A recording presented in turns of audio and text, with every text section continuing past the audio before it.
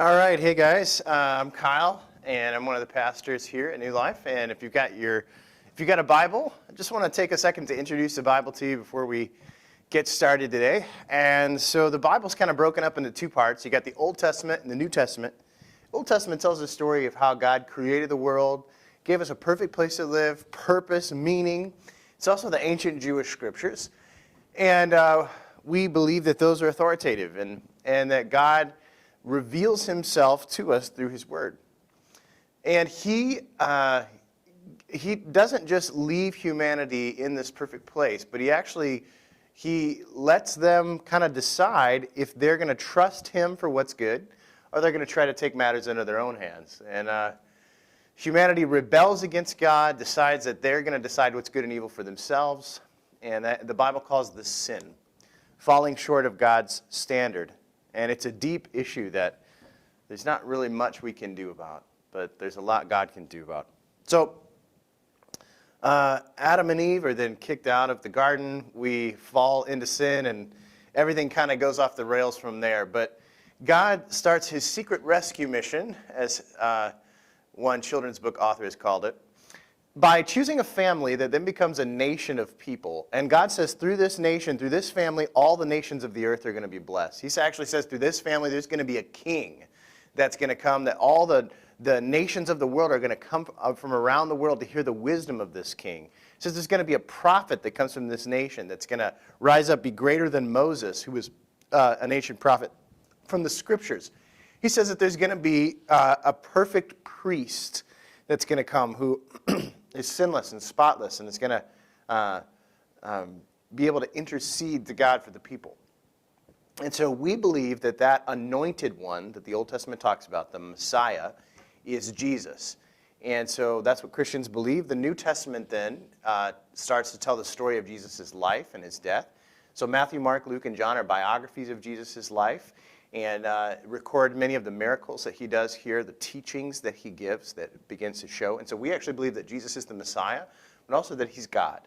And that God actually came to show us what it means to really live, and also that he died on a cross for our sin so that he could put right what we couldn't put right, so that he can make our relationship with God right again. And not only does he die, but he resurrects from the grave 3 days later, and then he's with his disciples for 40 days. He pours out his Spirit on the church after he ascends into heaven, and now we have this movement called the church, which is all over the globe. And the rest of the New Testament then are letters written to these churches to encourage them as they are trying to live for Jesus in the midst of the Roman Empire. And the last letter really is an apocalypse, or a revelation, a kind of unveiling of the whole story and what's going on. And it does show that at some point Jesus is going to return, and he's going to make everything right. He will make all things new, is the way that it's described. And so we're all of Jesus' followers are awaiting that moment when Jesus will come back and make all things new. And that's kind of the reality that we live in, this in-between phase. And so what we want to try to figure out is, as we live in this in-between phase, how do we orient ourselves towards the light, Jesus? How do we focus on being children of the day, is the way that we've called it. And we've talked about habits.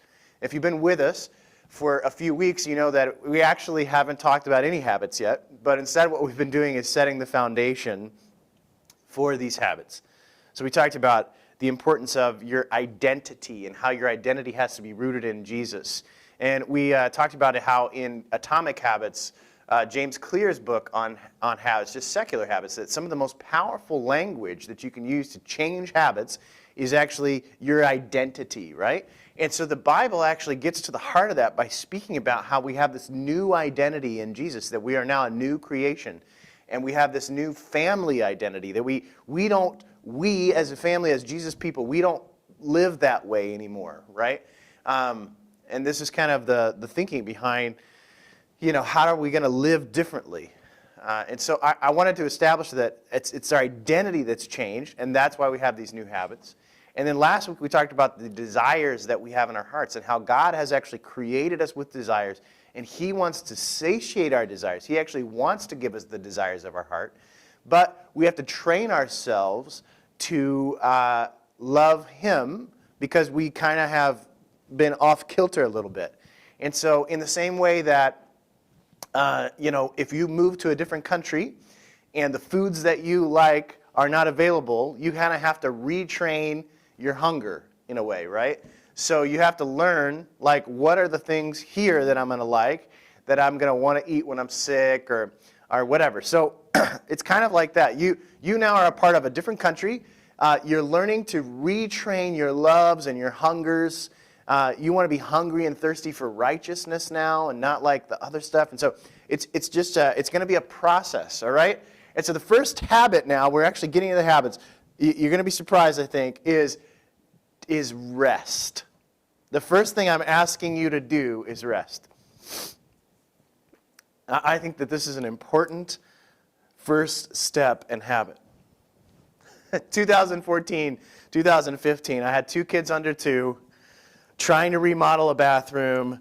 I was just dog tired. I mean, you can see it in my face in all the photos. I was working myself to the bone. My body, I could feel all this tension. I believe that lie that you can sleep when you're dead. And I was like overtired. My jaw was clenched every day as I was driving to work, just like waiting for somebody to cut me off, Nobody else.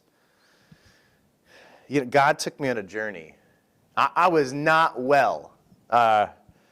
You really wouldn't have thought that, I was leading a thriving worship ministry actually here in this church.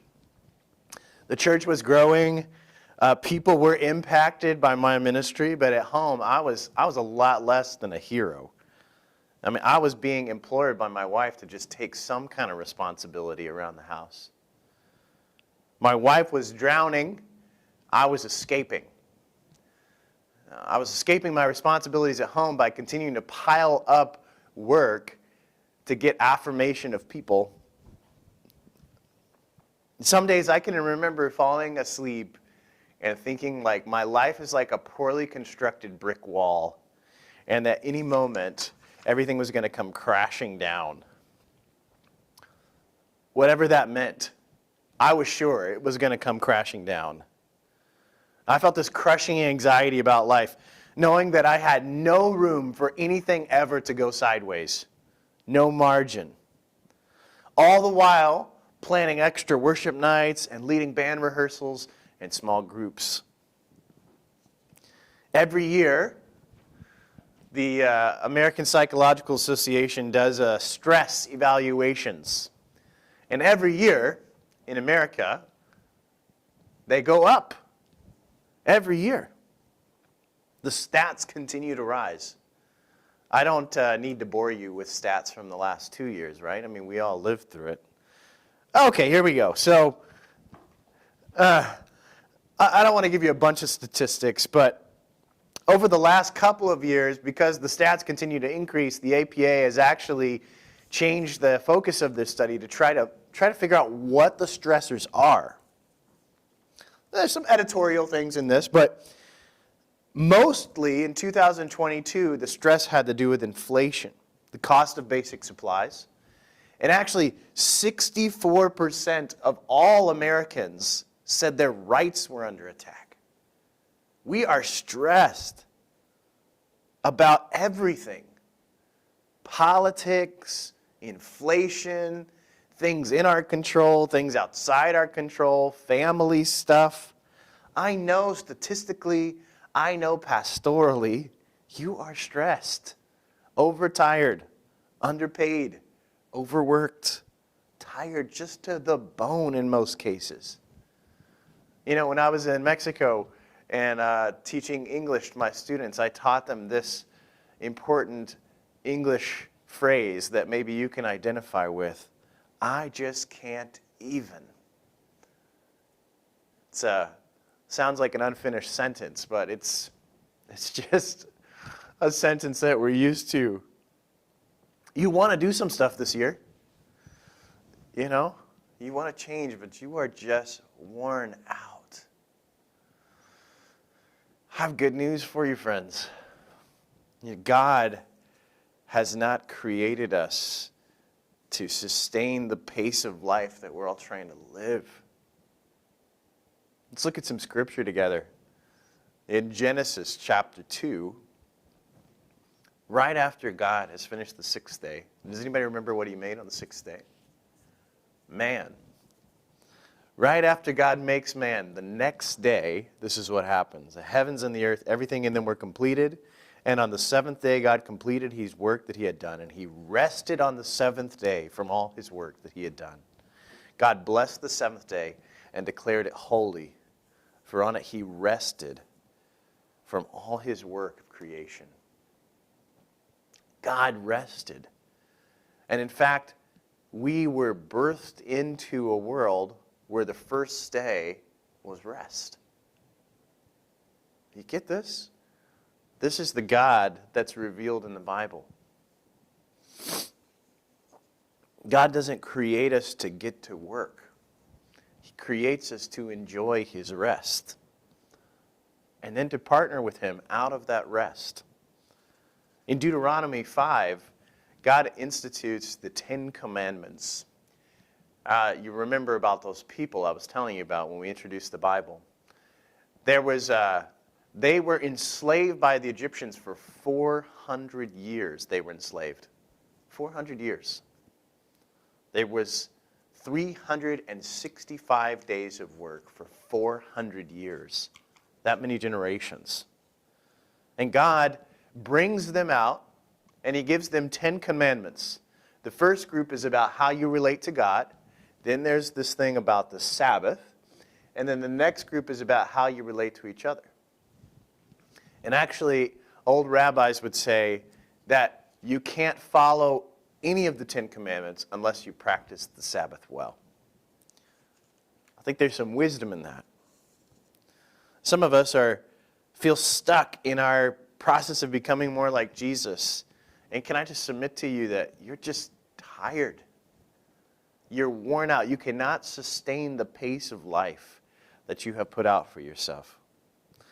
From Deuteronomy, this is the 10th commandment about the Sabbath here. Be careful to remember the Sabbath day and to keep it holy as the Lord your God has commanded you.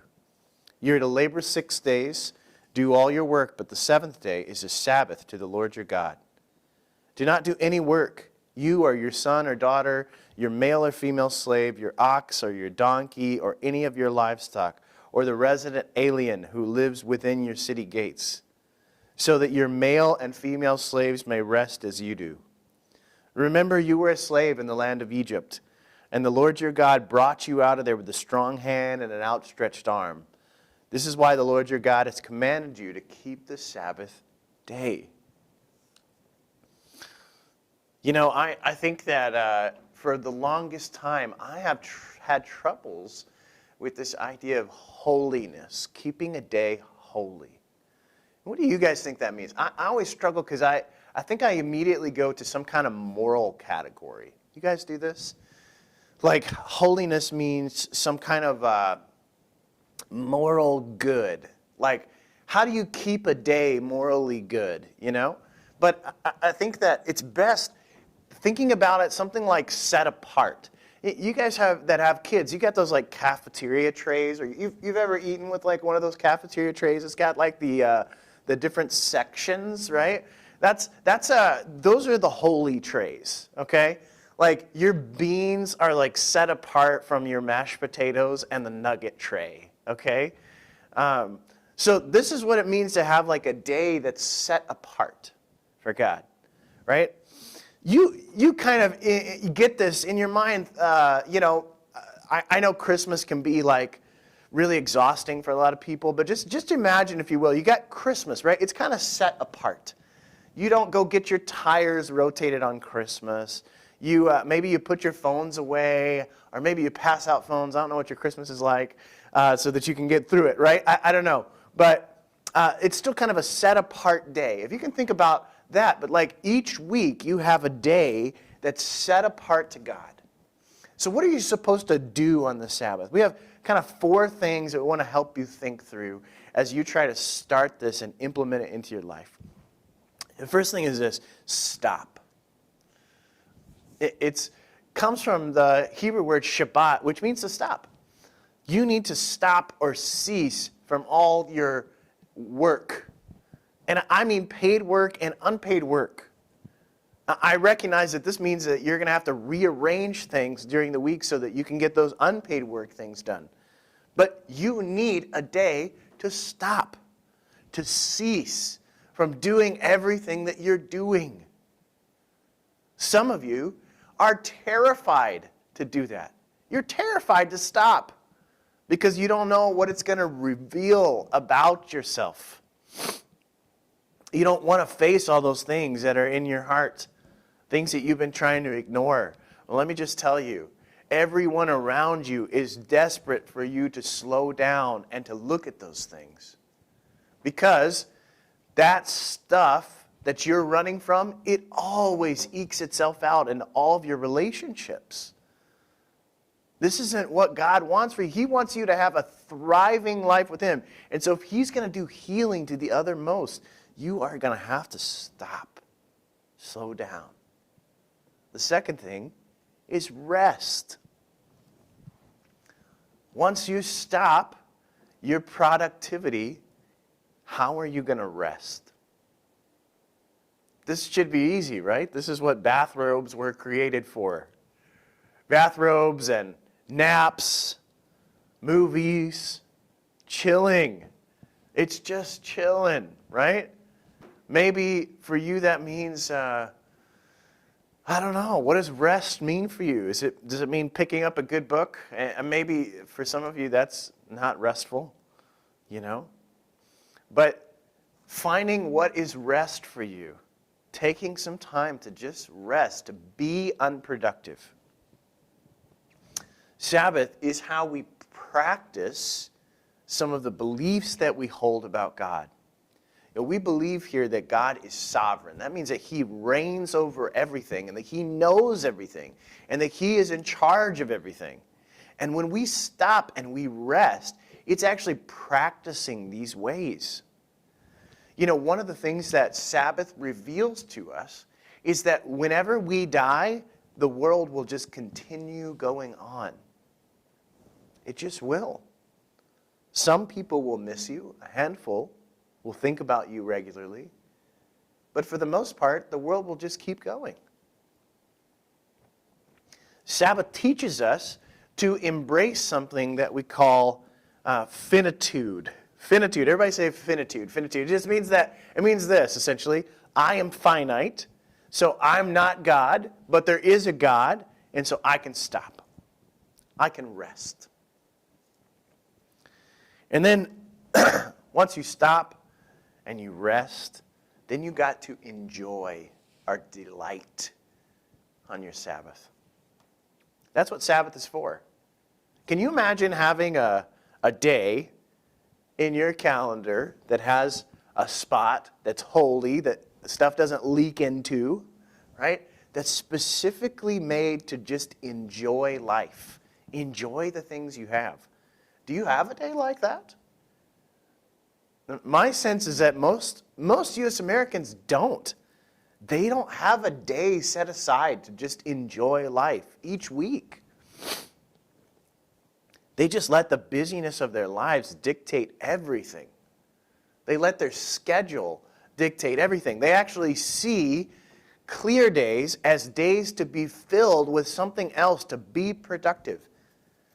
But all the while not considering the damage that this is doing to our souls. Enjoy. God actually has made us to enjoy life, and He wants us to have 52 days a year. That's quite a bit of vacation. I haven't mapped it out, but I think it's 10 weeks. 10 weeks of vacation days. You know, you cannot compete with 10 weeks of vacation days. I don't care what kind of job you have. Even if you have a job that says, you know, take as much time off as you want. Nobody wants you to take 52 days a year. But this is the invitation that's available to us. That we can stop, we can rest, we can enjoy. And finally, we can worship. Sabbath is a day to take advantage of everything that's out here, to look outside and appreciate what's going on, to sit on your back deck and just look out and see the grass the way God's created it, or just appreciate how beautiful snow is. Because the other 5 or 6 days we're busy kind of annoyingly shoveling it out of the way, right? And we don't pause to consider how incredible it is, the way it sits on the trees, or the way birds fly, interact with each other, the way that the squirrels play in our yard. I mean, whatever it is. These are the forms of worship. We just take it in. We stop and smell the roses. And we give thanks to God who created them. This is what it's all about. It's stopping, it's resting, it's enjoying, it's worship. It doesn't mean that we just sit in our pajamas all day and pray. Sure, you may want to take some extra time for prayer that day. Out of a restful state, just thanksgiving, taking time to just appreciate everything that God has given you. This is what Sabbath is supposed to be. So I think there's a few ways that you're going to react to this. Most people are not anti-Sabbath. They don't hear this idea and think, oh, that sounds terrible, right? Most of us are actually pretty excited about taking some time to just enjoy life and just be with our family. We can quickly get a vision for what that might look like. But, a lot of us, we will just let this stay up here, right? We'll never let it get from here to here. It just stays in our head. It never makes it to our heart, our hands. It never becomes an embodied part of the way that we live. We will just keep it as nice ideas. Here's the thing about nice ideas is some of us are experts on core exercises, right? We have consumed all of the workout videos about the core, We are convinced that switching diets is important. We are convinced of it intellectually, And we can fool ourselves into thinking that we're even fitness experts because we can watch all of this content and we can be very familiar with how to do core exercises, right? But if you try to start a fitness account and get people to follow you, and you obviously don't practice any of these things that no one will consider you an expert. And I think this is somewhat the problem with the way that we live and think as Christians. We think that somehow by consuming a lot of Christian content, and even by reading the Bible, but not letting it get into our hearts and not letting it get into the way that we live, we somehow imagine ourselves to be fit, to be mature, to be growing, but it's not really changing anything. And so can I just submit to you that this year, if you are going to become more like Jesus, you cannot keep doing the same thing and expecting different results. You are going to have to make some shifts. There's a great Mad TV skit with Phil Hartman, and he plays a psychologist, and this lady comes in and she is she just has all kinds of psychosis problems, right?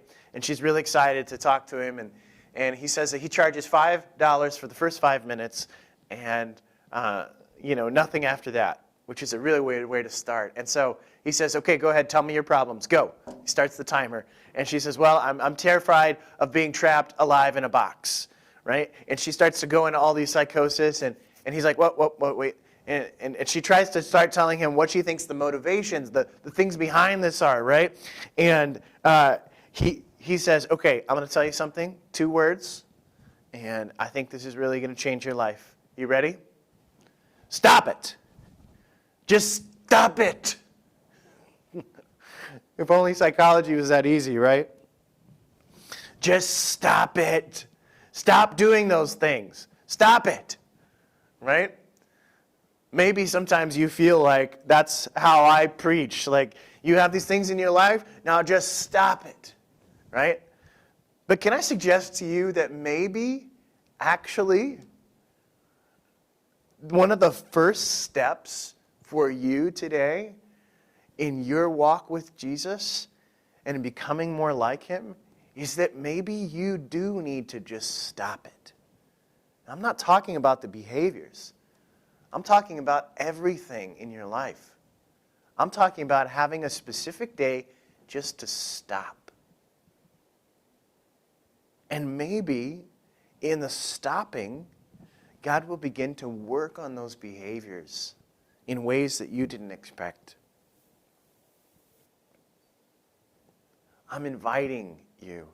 This is not some kind of legalism. This is not some kind of like, you gotta do this. What I'm saying is that this is almost like Bible reading, right? This is not going to save you. Your identity is in Christ, but these are things that I think help form us. They put us in the wind of what God's doing. It's like if we were sailing, a sailboat is powered by wind. It's completely at the mercy of the wind. But guess what happens when the wind comes? They hoist the sails, right? And so I want you to think about how Sabbath maybe is a hoisting of the sails. It's saying like, God, I want to put myself in the pathway of what you're doing. And I want to learn how to rest in you as a first thing. So some of you will have troubles putting this into practice. Some of you will take hold of this and it will feel awkward at first, but it will change you from the inside out. It will give you space to process. It will be a day of healing for you. And some of you are opposed to it. You just can't imagine stopping. In fact, you have like this visceral reaction when I talk about this. I don't have time for this. And can I just suggest to you that it's arrogance. I know that sounds offensive, but if you just hear me out, it's arrogance, and always with arrogance. Behind this arrogance is this insecurity. The arrogance that you have that doesn't want to stop, it's actually because of a deep insecurity, because you don't want to face the things that you need to face. You are terrified to see what would happen if you stop. But the invitation is still here for you. Come and follow me. Jesus, in the Message paraphrase, says it like this. Are you tired? Are you worn out? Come to me, all who are weary. I will give you rest. Come and learn from me the unforced rhythms of grace. Guys, the invitation is here to rest in Jesus. The invitation is here for us to embrace how small we are, but also see how freeing that is. Knowing that our lives are like grass, are like a vapor, here today and gone tomorrow. But we can embrace the rest that's coming, and we can begin to practice the resurrection. That's what it means for us to stop, to rest, to enjoy, to worship. It's a practice of what will be. One day, Jesus will return, and it will be an eternal rest, a Sabbath. Out of the rest that we have in Jesus, we can do the things that we love. I believe that fruitful communities are the ones that work out of a restful and abiding state in Jesus. How might our community and even the world be impacted by a group of people that are committed to working out of this restful, abiding relationship with Jesus, who are unhurried, not anxious, but at peace with what Jesus is doing in their lives? I know that if we don't lean into these practices and habits and build these into our lives, we can forget about having lasting community impact. I believe that God will use us in powerful ways moving forward. But He is inviting us into what He's doing by taking the first step in learning to rest in Him.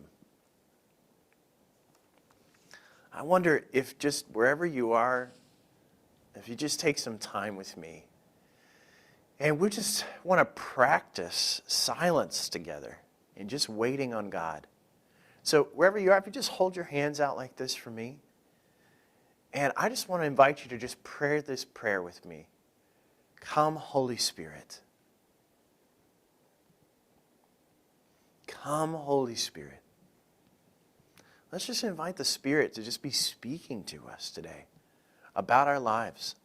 And I'm just going to give you some space to be quiet.